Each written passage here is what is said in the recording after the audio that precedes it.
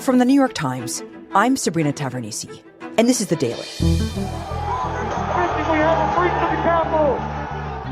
Since the riot on Capitol Hill 4 years ago, they were peaceful, they were orderly and meek. These were not insurrectionists, they were sightseers. President-elect Donald Trump and his allies have set out to sanitize the events of that day. They're not destroying the Capitol, they obviously revere the Capitol. Changing it from a day of violence into, in Trump's words, that was a day of love. A day of love. And it was love and peace. As he prepares to take office for his second term, Trump said he plans to issue pardons to some of those responsible, throwing hundreds of criminal cases into doubt. As everyone knows, it will be my great honor to pardon the peaceful January 6th protesters, or, as I often call them, the hostages. They're hostages.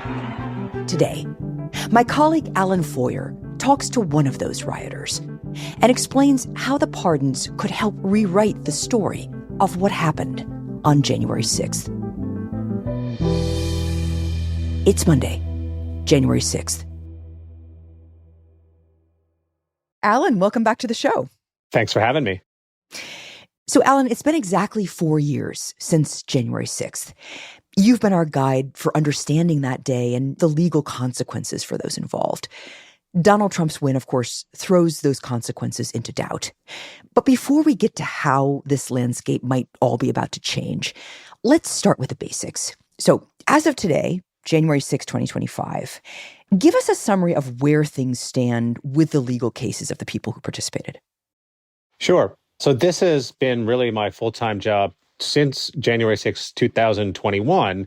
And just to take a quick detour here, there's not just the criminal cases that we're talking about. There are other efforts that have taken place to kind of figure out what happened on January 6th. Let's not forget Donald Trump's second impeachment was all about his role in inciting the riot at the Capitol.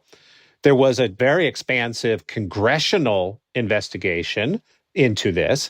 And then, of course, there's what you're talking about, the Justice Department's criminal cases that have been brought with regard to January 6th. And that is the largest single investigation in the history of the Justice Department. Wow, interesting. Yeah. And this has involved enormous amounts of visual evidence and witness evidence and the cell phone seized and tips from ordinary people around the country. It's really been an unprecedented and a massive undertaking by federal prosecutors. So at the moment, we have about 1,600 people who are facing criminal charges. And of those, most, so a little over 1,000, have either gone to trial or pled guilty. But what's been most remarkable about all of this is that of the more than 200 people who have gone to trial, only 2 have been acquitted fully. So when you look at this overall, the criminal justice system has rendered a pretty clear verdict about what happened on January 6th. It was a day of violence in an attempt to impede a central act of American democracy that resulted in more than 140 police officers being injured and also led to the deaths of 4 protesters. And yet, despite all of those efforts, despite that very clear verdict to really make a historical record and to bring to account those who were responsible, here we are, right? 4 years later. And all of that is in doubt because President-elect Donald Trump has a very different version of what happened on that day. And he's promised on day 1 of his presidency, he said that he will pardon January 6 defendants on a case-by-case basis. In fact, he said within the first hour of his presidency, he'd do that. So we come to you again today, Alan, to help us understand that and what the consequences would be if it happens. Yeah, I've been trying to understand that myself. I mean, let's think back here. You might remember that immediately after the attack, Donald Trump called January 6th, and I'm quoting, a heinous attack on the United States Capitol. And he promised that all the lawbreakers that day would pay.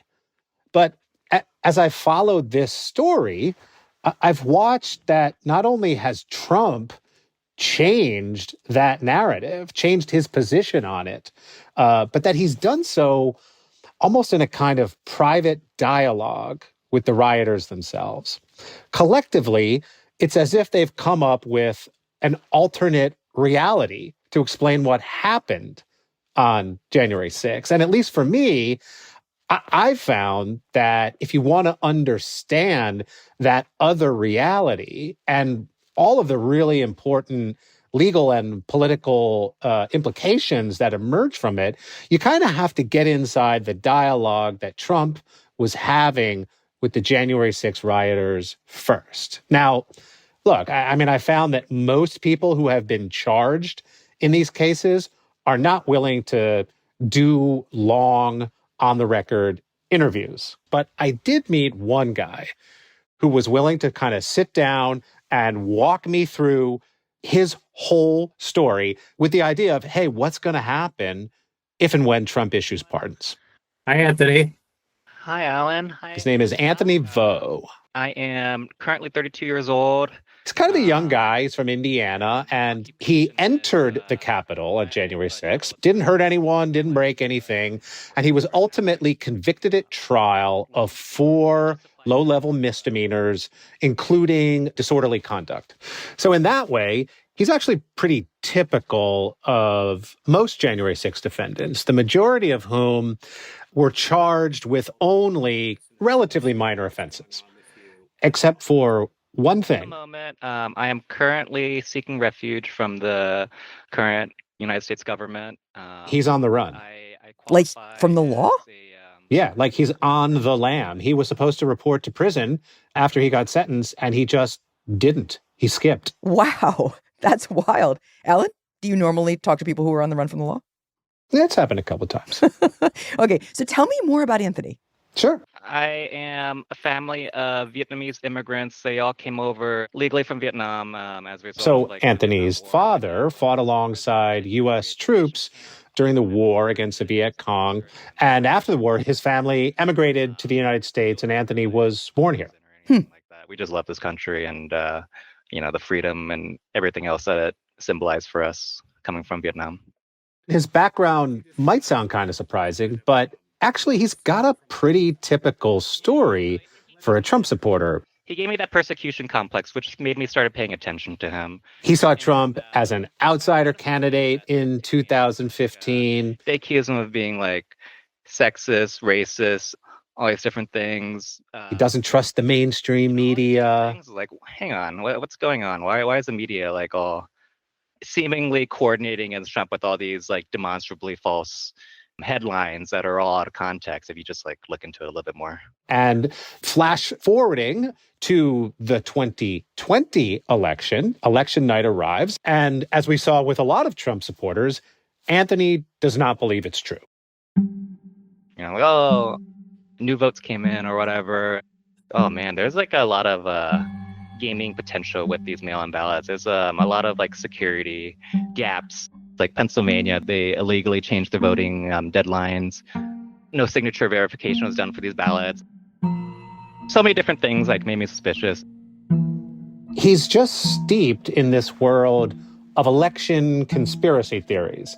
Not that he would see it that way. It kind of like made me look for some sort of opportunity to do something about it. And I think in like December, they were talking about the Stop the Steal rally. Like, you can come. He ultimately finds out that there's going to be a pro-Trump Stop the Steal rally in Washington on January 6th. And he's like, yes. My mom and I heeded the call. And I want to be there. His family wants to go with him. Basically, we were just there to like make sure it was legit.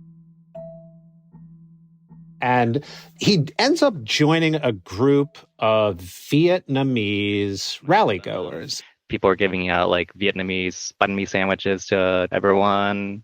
It was just like a excited fervor, I would say. And so Anthony and his mom follow the crowd. And as he gets closer to the Capitol building itself, he notices people trying to go over the fence. But to him, at that point, it doesn't really seem violent. You would hear booms, and every so often you might smell some spice in the air, but like I never saw anything untoward in there. And he ends up just walking with his mom right into the Capitol building. I remember my mom and I were just sitting on this bench, and we're observing this guy in like Colonia Regalia. He was playing the flute, Amazing Grace on the flute. People were just like sitting around watching him. And they have never been inside the Capitol before, and it's quite a moving experience for them. When I walked in, it felt like a religious experience. Like the Rotunda Dome, I find out later, is like inspired by the same dome in St. Peter's Basilica. And going in, I was just like awash with like, wow, this is glorious. So, Alan, I was actually in the Capitol that day as well. I was covering this event for the Times. I had walked with the crowd to the Capitol and then inside the Capitol with the rioters. And, you know, it was an interesting split screen because I saw people walking around kind of just like in awe, as you're describing Anthony doing, you know, with selfie sticks, sitting in chairs, laughing, kind of like they were tourists at a tour of Capitol Hill. But then I also saw people breaking windows. Obviously, there was a lot of violence there that day.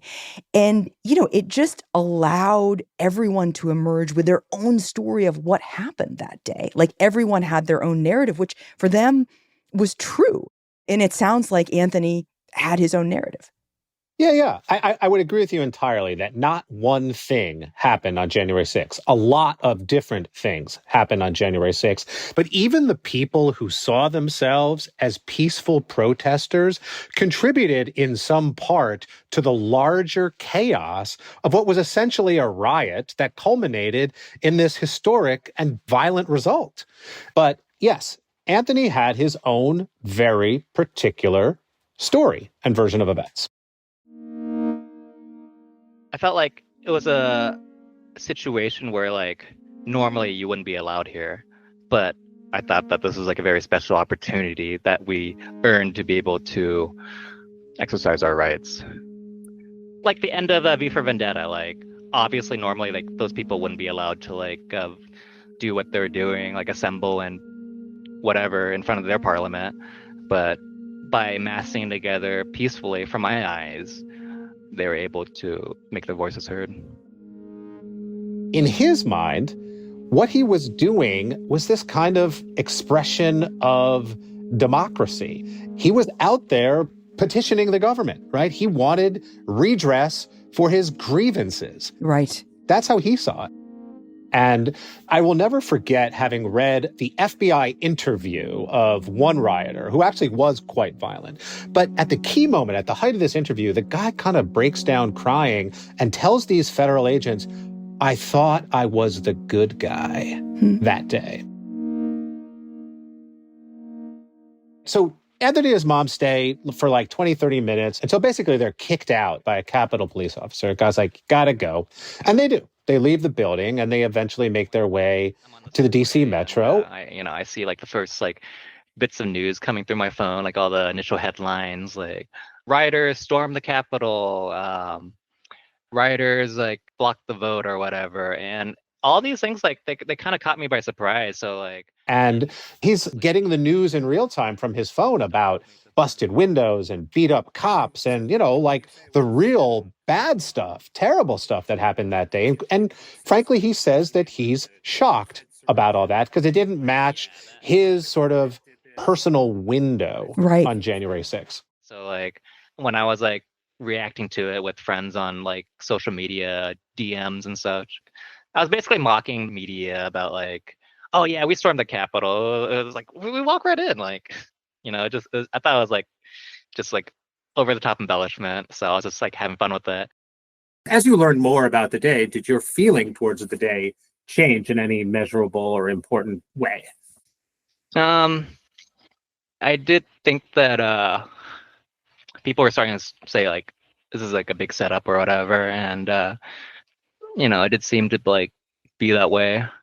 And what starts to happen is that not only does he cling to the idea that January 6th was not a violent event, but in fact, he begins to develop this idea that all the violence that took place that day was the fault of others, not the rioters. It was police brutality, or maybe this was all kind of a setup to begin with, right? Was the federal government itself not setting security perimeters in the right way? You know, like, where's the National Guard? And these questions began to make him doubt the culpability, like who's responsible for the violence.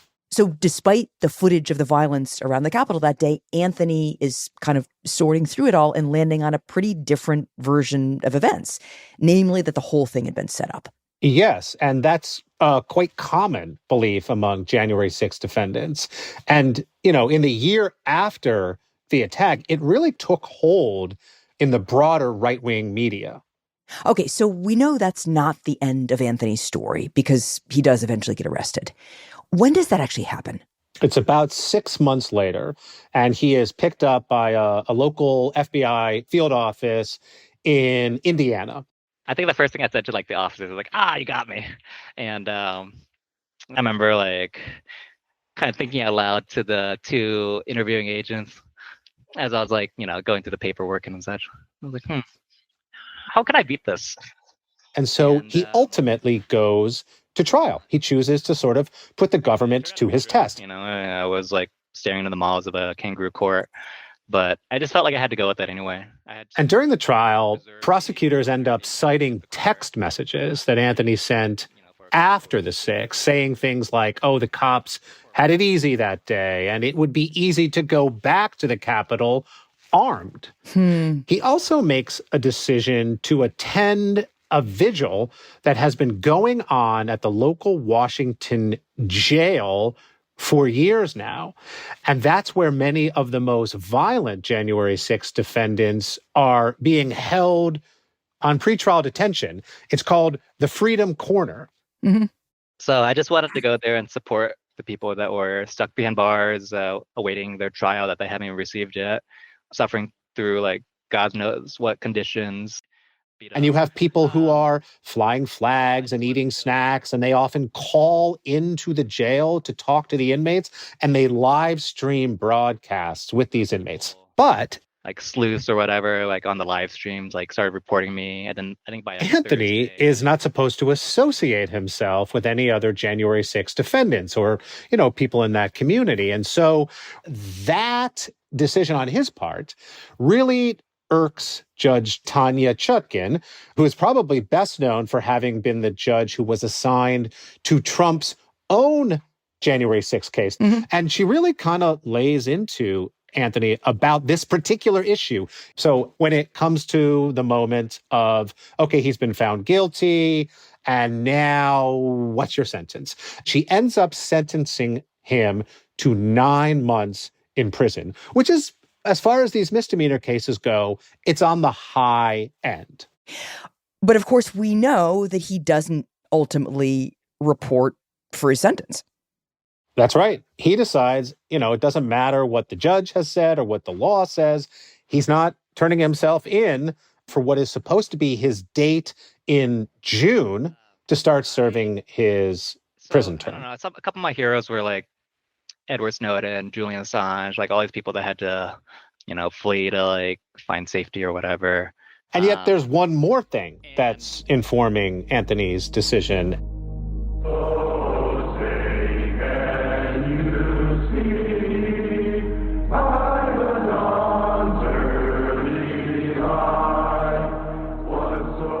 Trump has started campaigning explicitly on a promise to pardon the January 6th rioters. Yeah, like I remember like of him like starting out campaign rally speeches, whatever, with the January 6th prisoners choir reciting the national anthem.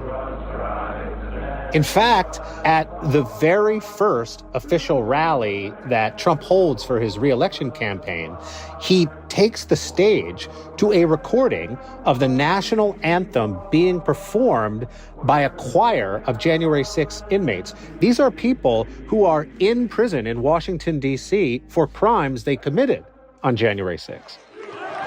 Well, thank you very much. And you see the spirit from the hostages, and that's what they are, as hostages. Yeah, I remember hearing like, we're political hostages. He's calling them hostages. He's calling them political prisoners. We're being very unfairly treated by the weaponized justice system, as he has been as well, who would promise to like pardon the political prisoners. The first day we get into office, we're going to save our country, and we're going to work with the people to treat those unbelievable patriots, and they were unbelievable patriots and are. And Anthony is hearing that message and thinking it's meant for him, like Trump is speaking to him. Yeah, the Republican candidate for president is essentially validating Anthony's version of events.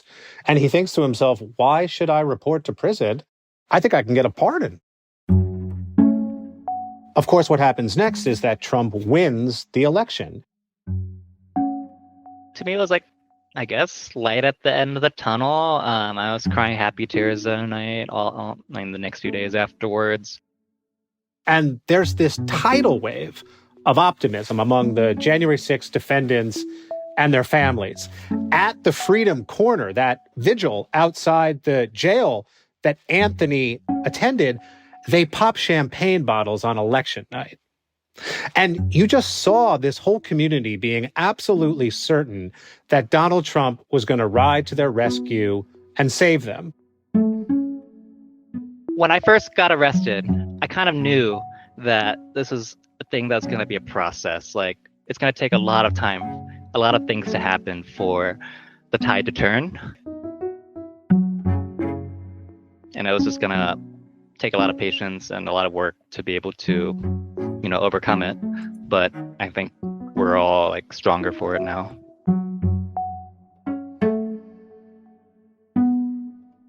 We'll be right back. So Anthony and other participants are expecting pardons, and we have reason to believe that Trump will issue them. That's what he says he's going to do. So let's talk about the logistics and the implications of this. First, the logistics. How exactly would this happen? Like, is it just a stroke of the pen? I mean, basically, it is. The presidential pardon power is enormous. Trump would just sort of write up an executive order or sign a document and poof, it's done. Like magic. Yeah. And so the debate now is really about the scope of the pardons that Trump is going to do. Is he going to issue a total blanket amnesty, or is it going to be sort of more targeted to people like Anthony who are sort of nonviolent, low-level misdemeanor defendants? And they're going to involve not just a sort of question of logistics, but really a political question. And that's how much of a hit does he want to really take if he's going to issue pardons to people who say, hit a cop on the head with a 2x4, or maybe even more so, issue pardons to members of far-right groups like the Proud Boys and Oath Keepers who were found guilty of seditious conspiracy. And do we have any indication of which way Trump is going to go? That's the problem with Trump. No, of course not. There's recent polling that suggests that a majority of this country is not interested in pardoning January 6th defendants. But there's this debate that has been sort of raging both on the outside, right? There's advocates for the family members, and then that is sort of seeped into Trump's inner circle. And I wouldn't want to call it either way at this point. Right. And as you're saying, it could all happen with a stroke of a pen. Absolutely. Alan, it's pretty remarkable that with all of this prosecutorial work that's gone into this, to hold hundreds of people to account, all of this would be thrown out. And, of course, that's important in its own right, but it does really set up the potential for a broader meaning here. Like, for example, what does it do to public trust in the legal system? Oh, I think it would be quite destructive to the notion of the rule of law. Like I said, this is the largest investigation that the federal prosecutors have undertaken since the department was created in 1870. Amazing. And so to sort of, depending on the scope of these pardons, to sort of undo all that work in an eye blink, it'll be somewhere between a gut punch and the rug being pulled out from under you. Choose your metaphor. And I think it could have a quite corrosive effect on trust in the system. Right. And of course, there's another piece here, which we've kind of touched on, but I want to bring back in front of people, which is the story of what happened that day, right? So to what extent do these pardons actually help the people who participated and help the president rewrite the story of what happened on January 6th? Well, see, that's the remarkable thing. So from Trump's point of view and from the defendant's point of view, these pardons will not be a sort of attack on the rule of law. They will be an upholding of the rule of law because these prosecutions, from their point of view, have been deemed unjust from the outset. And so if Trump does pardon these defendants, it will be his opportunity to kind of rewrite the entire story of what the Justice Department has been doing over the past 4 years. And he will be able to sort of revise the story of the Justice Department seeking accountability for an attack on American democracy into positioning the Justice Department as the villains who are out to destroy democracy, in essence. And so it's going to allow Trump to both have the imprimatur of the presidency to declare that, hey, no crimes were committed at all that day, or at least it's going to allow him to sort of legally wash away the sins of many of the people who are involved in them. But the crazy thing is we have this whole record. I mean, beyond the prosecutions, we have all of these videos. We have this body cam stuff. In the modern internet age, there's a record. So can the narrative just be flipped like that? No. So you're absolutely right. In this internet age, there's tens of thousands of hours of January 6th video out there. And in fact, there are people who have been intimately involved in scouring and cataloging that video, who are right now making sure that it doesn't disappear, that record, that bulwark of reality exists. We've also seen in recent weeks some of the federal judges in Washington who have heard these cases and know them better than anyone, have kind of stood up in public, in written and oral rulings, against the idea that January 6th was a nothing event. They have defended the seriousness of that day in quite remarkable public utterances. Interesting. Actually, let me read one right here. It's from a sentencing memo by a judge named Royce Lamberth, who was actually a conservative Republican appointed by Ronald Reagan. It says, "I have been dismayed to see distortions and outright falsehoods seep into the public consciousness. I have been shocked to watch some public figures try to rewrite history, claiming rioters behaved in, quote, an orderly fashion, unquote, like ordinary tourists, or martyrizing convicted January 6 defendants as political prisoners, or even, incredibly, hostages. That is all preposterous." But at the same time, yes, we live in a siloed information world where people sort of see what they want to see. And so there will now be a bubble that exists that, sort of has the stamp of approval from the president on it that nothing bad happened on January 6th. Alan, it's really incredible to be watching this happen in the United States. I know comparisons are tricky, but I spent a lot of my early career in Russia. And that's a place that's really quite expert at whitewashing and just having an alternative reality version of history. Stalin is seen by many in Russia as the leader who made Russia great. And the fact that millions of people died of starvation and in mass executions, that's just not the dominant story, or really part of the story at all at this point, in part because people don't want to see it that way. So this all feels very familiar to me in quite an eerie way. I mean, look, we don't know what's going to be the final verdict about all of this, but there is a kind of Soviet aspect to sort of erasing all of this, right?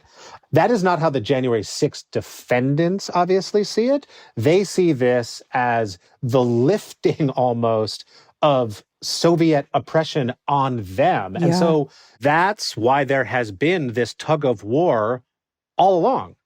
Now, who's going to win that war and which version will eventually sort of emerge as victorious? I don't know. That's above my pay grade. But these tensions about the meaning of January 6th have been there. And there are practical ramifications to all of this. I think a lot of what the erasure or revision of the January 6th story could do for Trump is that it's not only going to diminish the culpability of his supporters who were involved in the attack, or, of course, diminish his own culpability, but it could do something else. It could provide him with the kind of ideological ground to move forward into fulfilling his own promises to seek revenge on those of his enemies who took part in the attempts to hold him accountable for January 6th. And that's already starting to happen, right? It's absolutely already starting to happen. Just recently, Trump's congressional allies released a report recommending that Liz Cheney, the former Wyoming congresswoman who was the vice chair of the January 6th committee that recommended that Trump be charged with crimes in connection with January 6th, should herself face an FBI investigation. And, Trump is also seeking to install loyalists in the FBI and the Justice Department who may indeed carry that out in the end. I mean, I think these things are not unrelated. When you position yourself as the victim, you then have the moral standing to seek retribution against your enemies. Mm-hmm. If you rewrite the history of what happened on January 6th, it allows you to change the heroes to villains, the villains to heroes. I mean, Anthony is certainly well aware of this. After our interview, he told me he's now in Canada. He's formally asked for asylum there, but he's also kind of just biding his time, waiting around until Trump comes back into office. And he really does seem to believe not only that the winners write history, but that he and the other January 6th defendants are themselves poised to be the winners. That they are now in a position to write what could be the final chapter on January 6th. There's a meme that's been circulating around for probably at least a few months, years now, saying, January 6th will go down in history as a day the government staged a riot to cover up the fact that they certified a fraudulent election. And I think that's how history will remember January 6th. And you believe that? I do. And you believe that history will believe that? Yeah.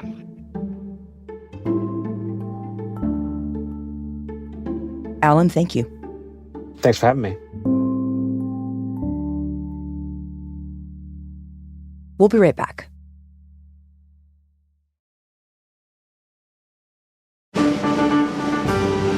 Here's what else you should know today. Distinguished guests, the President of the United States and Dr. Biden.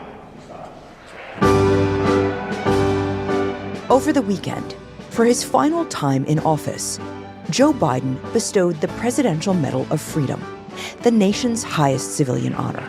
Hillary Rodham Clinton.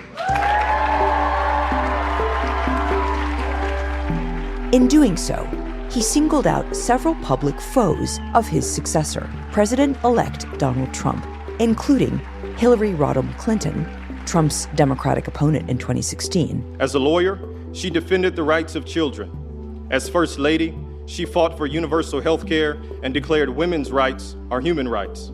As Senator, she helped... And George Soros, the activist liberal billionaire who Trump and his allies have mocked for years. Born into a Jewish family in Hungary, George Soros escaped Nazi occupation to build a life of freedom for himself and countless others around the world. Educated in England, for Biden, the ceremony was an unmistakable message of support for a political and financial establishment that Trump is eager to replace in the coming months. Congratulations, but let's remember, our sacred effort continues. We have to keep going. As my mother would say, we got to keep the faith. God bless you all, and may God protect our church. Please enjoy the reception. Today's episode was produced by Asta Chaturvedi and Mooj Zaidi, with help from Nina Feldman, Eric Krupke, and Mary Wilson. It was edited by Michael Benoit. Research assistance by Susan Lee. Contains original music by Dan Powell, Marian Lozano, and Sophia Landman, and was engineered by Alyssa Moxley, with help from Carol Saburo. Our theme music is by Jim Brunberg and Ben Landsberg of Wonderly.